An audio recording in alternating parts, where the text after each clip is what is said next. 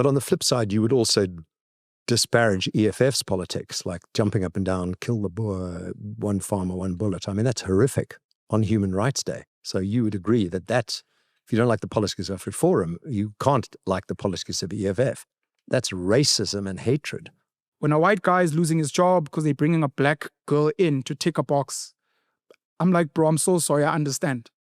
And I try in that conversation to explain where we come from and why that black girl was brought in. I don't need him to agree with me, but I'm hoping that he'll listen to understand. Pen, that's nonsense.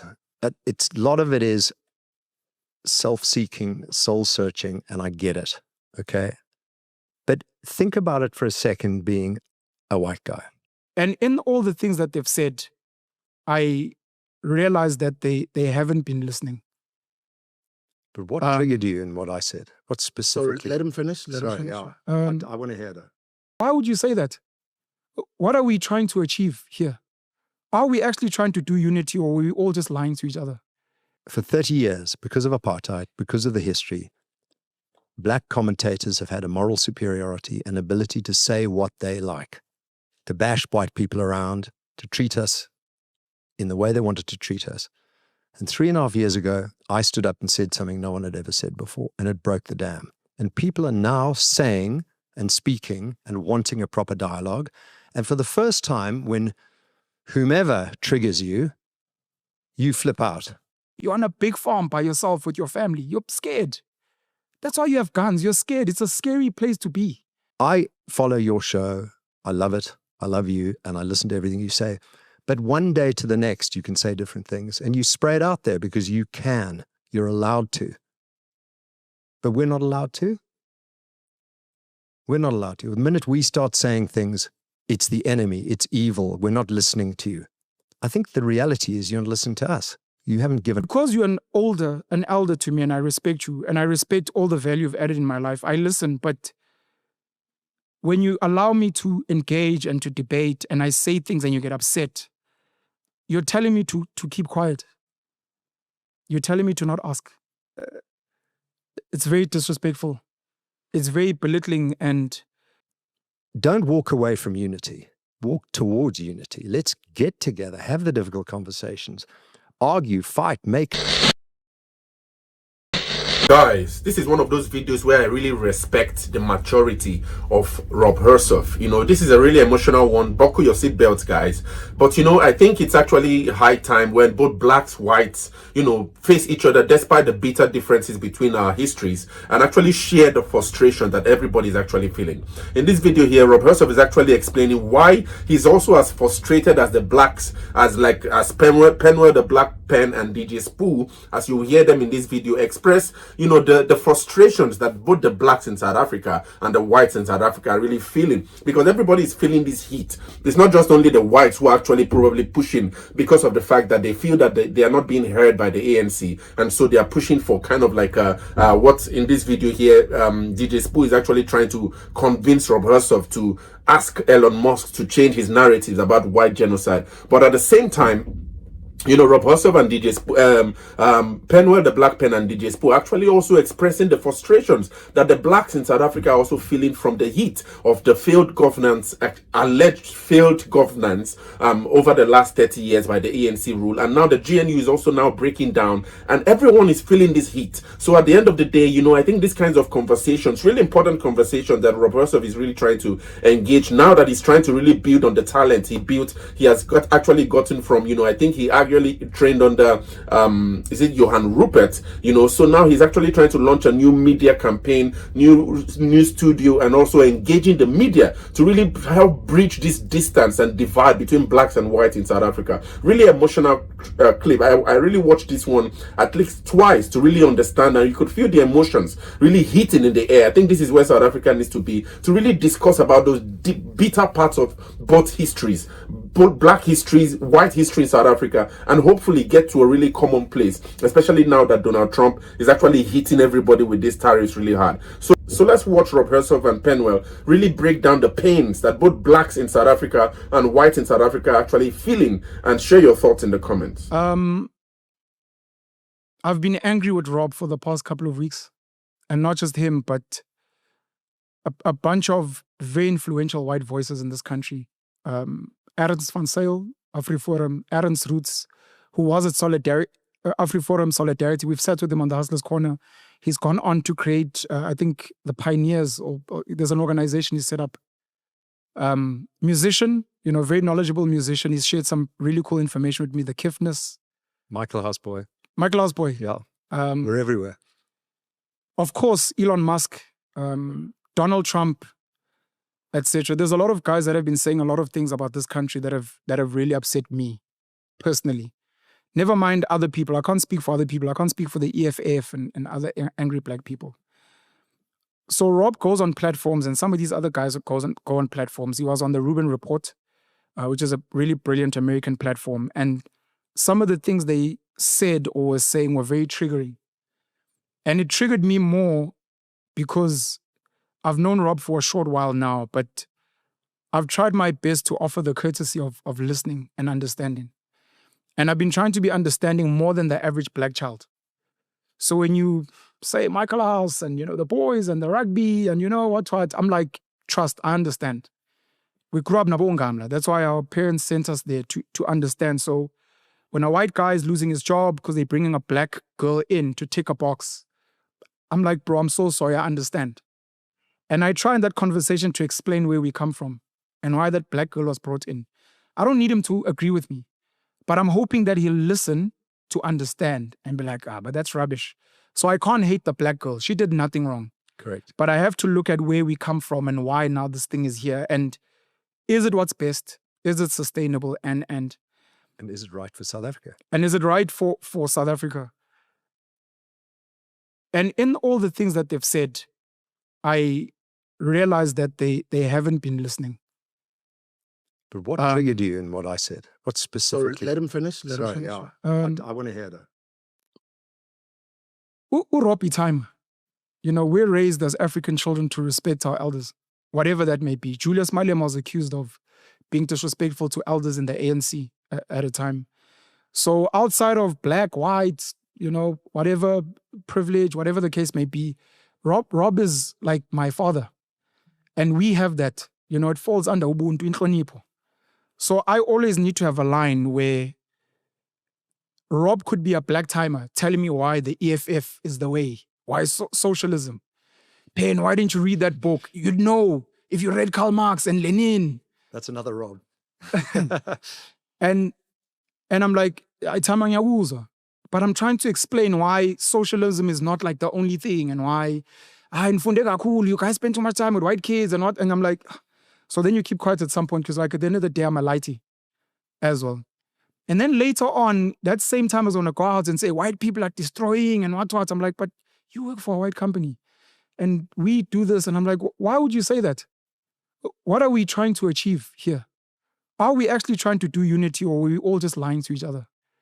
And we're pretending like, let's have a laugh and speak about the classes and Zake's kitchen. But to be honest, it's like, no, I actually came here to push a black agenda, or I'm here to push a white agenda, or a socialist, whatever name you want to call it. And we're actually not serious about unity and getting this country to move forward. So I was hurt because I'm one of the few, I'll include maybe a Musi Maimani, a Herman Mashab, and all these guys, these clever black coconut guys who are understanding of the struggles that Ongamla go through. You're on a big farm by yourself with your family. You're scared.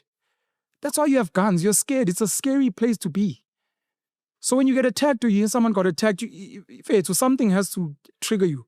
It's like when you hear Jocelyn Smith was kidnapped or sold, that thing touches you. When you hear Ukok or somewhere was molested and killed, that has to hit you. So I'm like, bro, I understand.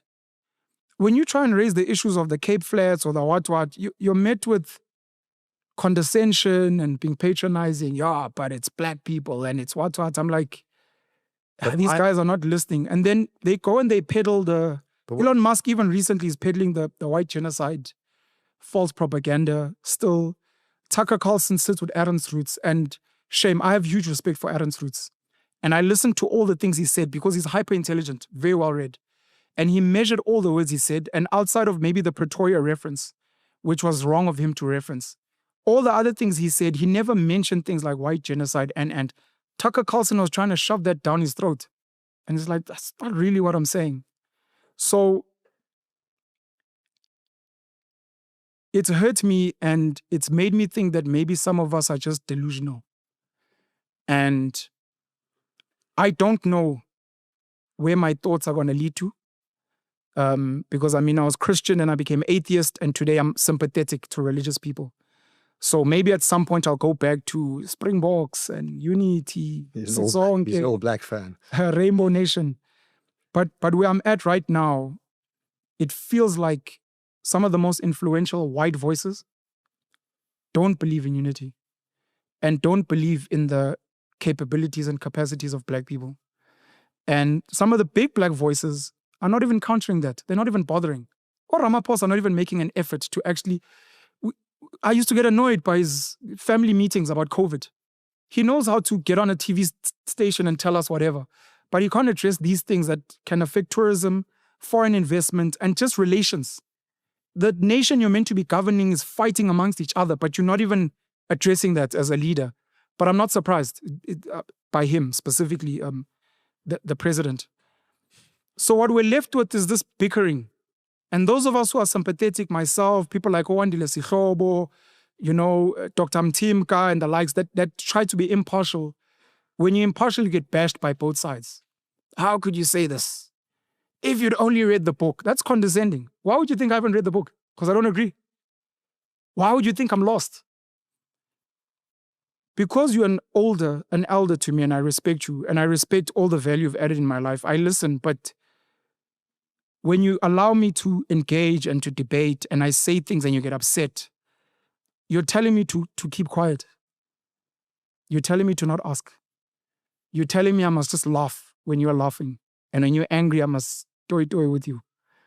And you actually don't care about my opinions and what I actually think will take us forward. And it's like, then I guess we're the idiots that believe in some type of unity, and unity is not real. And in closing, Trevor Noah asked this on the What Now podcast. It was a philosophical question, but luckily it came at the right time, because Trevor also hasn't addressed the racial tensions at the very least, and the misinformation. Maybe for his own reasons. We don't need him to. He doesn't owe us anything. Was integration a bad idea? We had apartheid, very efficient government in getting things done, but it oppressed black people and it kept them out of the mainstream economy. Stephen Bantu Biko had the black community programs, which were about self-empowerment. When the guys in Oranje speak about self-doing and self-determination, black consciousness was about that. When we speak about the Black Panthers in America, when we speak about your Marcus Garvey, who became a serious capitalist, very successful capitalist, using community funding, by the way. And then you look at what's happened to all of those guys, your Malcolm X's and your Louis Farrakhan's, and then you look at the South African story where now Herman Mashaba is being bashed because he's not singing according to the hymn sheet anymore. And you're like, so when we're not singing, there's something wrong with us. We must only sing with, when we don't sing with, we get called names. It's very disrespectful. It's very belittling, and it makes you lose hope because you thought Sbuda was my guy. But you realize Sbuda actually doesn't see you. And you're like, okay. Rob? Sure. That was the convo show for the last 20 minutes. I didn't interrupt. Pen, that's nonsense. A lot of it is self-seeking, soul-searching, and I get it, okay? But think about it for a second, being a white guy. For a second. I know you've tried. For 30 years, because of apartheid, because of the history, black commentators have had a moral superiority and ability to say what they like, to bash white people around, to treat us in the way they wanted to treat us. And 3.5 years ago, I stood up and said something no one had ever said before, and it broke the dam. And people are now saying and speaking and wanting a proper dialogue. And for the first time, when whomever triggers you, you flip out. Isn't it time you also heard what they said? You've had a monopoly on saying things. And I follow your show.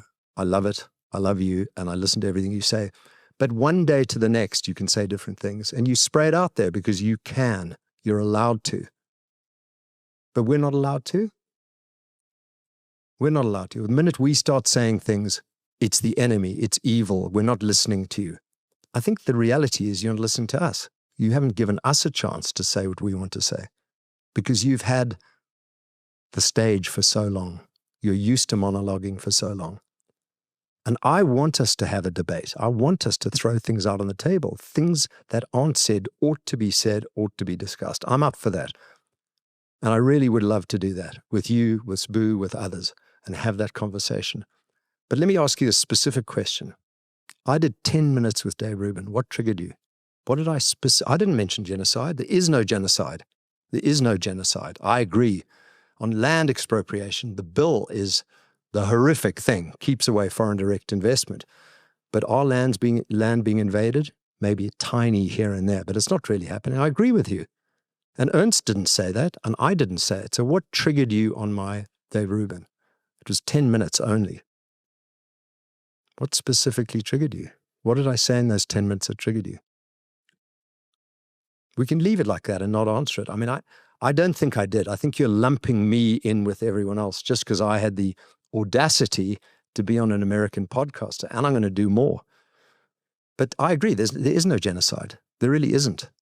And land invasions haven't happened yet. And expropriation without compensation hasn't really happened yet. But it's like having a loaded gun in the bedroom with children running around. At some point, some kid's going to pick up the gun and pull the trigger. So don't walk away from unity. Walk towards unity. Let's get together, have the difficult conversations, argue, fight, make up, and let's make this country happen. I'm as frustrated as you are for different reasons, because I see a government that is completely incompetent and incapable and holding the country back. And you talk about capitalists and central government oppressing. This ANC government has 28 million people on social grants, undereducated, with no health, unemployed, and with no future whatsoever. That's oppression. So let's work together. Let's have those conversations. Please don't give up.